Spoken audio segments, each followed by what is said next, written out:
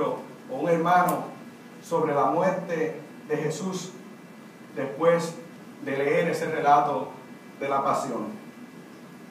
Pero como todo buen puertorriqueño, siempre tenemos algo más que añadir, y ciertamente no podemos desaprovechar esta oportunidad de hacer una pequeña reflexión sobre este día en particular.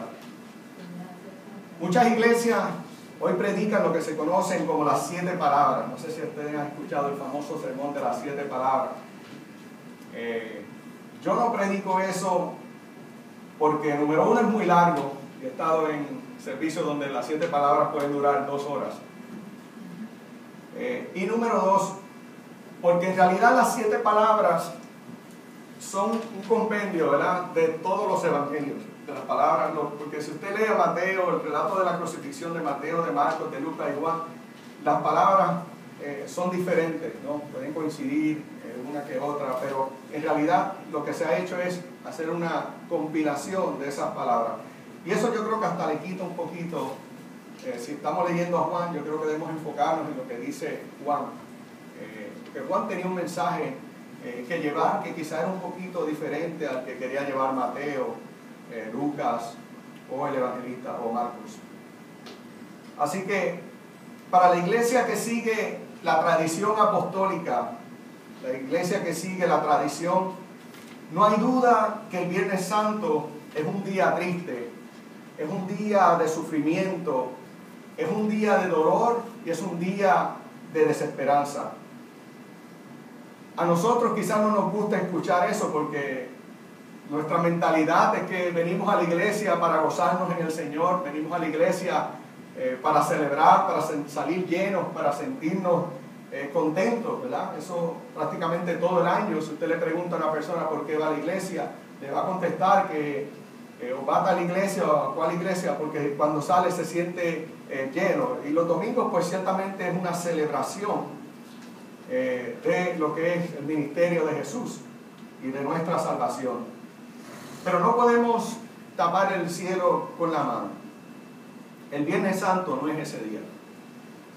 El pasado domingo, escuchando una emisora de radio, una pastora, que por alguna razón yo soy masoquista porque la escucho todos los domingos cuando vengo a la iglesia y muchas veces entro en una crisis teológica, empiezo casi a convulsar y Marilyn se ríe porque yo digo, Dios mío, las cosas que dice, pero entonces el otro domingo vuelvo y la escucho.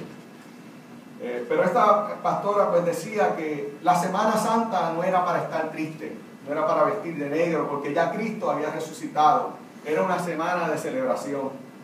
Y yo puedo entender que en principio ella esté correcta, yo puedo entender que nosotros que vivimos después de la era de la pasión y muerte y resurrección de Jesús, podamos verlo de esa manera. Pero yo creo que no debemos como de brincar las cosas, ¿verdad? Hay veces que nos enfocamos, ya Jesús resucitó, hay que celebrar, pero vamos poco a poco. A nosotros quizás no nos gusta enfocarnos en una cosa, ¿verdad? Y queremos enfocarnos en las cosas alegres, no queremos enfocarnos, como decimos hoy en día, en lo negativo, ¿no? Y no es que estemos enfocándonos en la crucifixión como algo negativo, porque no debemos ver la crucifixión como algo negativo. Pero sí, ciertamente, a mí la lectura de esta mañana no me ocasiona ningún sentimiento de celebración. ¿Verdad? Podemos ver lo que significó ahora y celebrar la muerte de Jesús para nuestra salvación. Pero yo, estando en las sandalias de María Magdalena, de los discípulos que estaban allí, ellos no sentían ninguna celebración. Ellos no estaban gozosos predicando, qué bueno, Jesús es crucificado y va a resucitar en 3 días.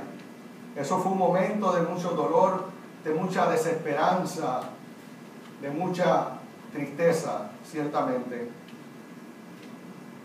No podemos celebrar la resurrección sin pasar por el dolor de la crucifixión. Creemos en la vida, pero para experimentar esa vida eterna, hay que sufrir el dolor de la muerte. Vivimos en una sociedad donde no queremos aceptar que las cosas malas suceden. Aún a la gente buena, a nuestros hijos, a nuestras madres, a nuestros padres, hermanos, esposos, esposas.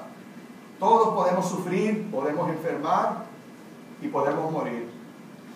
No estamos exentos a eso por ser hijos de Dios, por ser cristianos.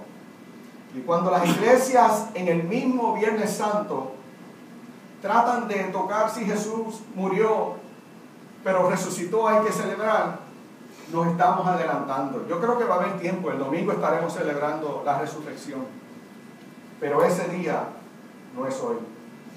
Queremos ir a la tumba vacía, sin pasar por la cruz. Y el hacer esto es una negación de nuestro propio dolor, de nuestro propio sufrimiento y de nuestras propias circunstancias. ¿Cómo nosotros podemos relacionarnos con Jesús en nuestras circunstancias de dolor si no lo vemos en la cruz?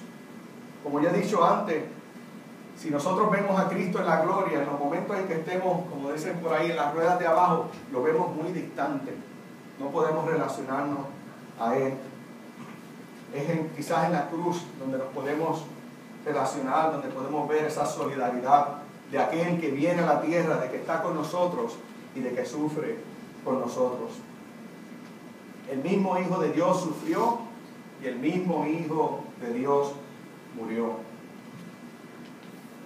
Pero más allá del significado salvífico de la muerte de Jesús en la cruz del Calvario, aún en ese momento de desesperación, en ese momento de tristeza, también hay un mensaje de esperanza. En ese momento donde los discípulos estaban esparcidos, donde su madre lloraba desconsoladamente viendo a su hijo morir poco a poco, en ese momento